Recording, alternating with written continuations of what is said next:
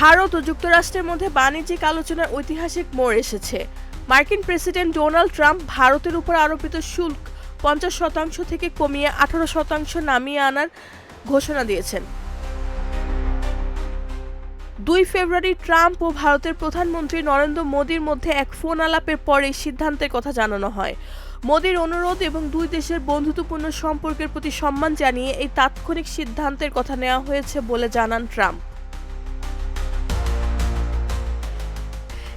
এই চুক্তির ফলে এখন থেকে মেড ইন ইন্ডিয়া পণ্য মার্কিন বাজারে অনেক কম শুল্কে প্রবেশ করতে পারবে, যা ভারতীয় রপ্তানিকারীদের জন্য বড় স্বস্তি হিসাবে দেখা যাচ্ছে।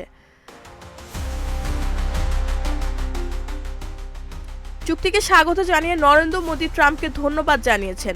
সামাজিক যোগাযোগ মাধ্যমে তিনি লেখেন, 140 কোটি ভারতীয়র পক্ষ থেকে এই ঐতিহাসিক সিদ্ধান্তের জন্য আমি কৃতজ্ঞ। তিনি আরও বলেন, বিশ্বের দুটি বৃহত্তম গণতন্ত্র ও অর্থনীতি একসঙ্গে কাজ করলে উভয় দেশের জনগণের জন্য অভূতপূর্ব সুযোগ সৃষ্টি হয়।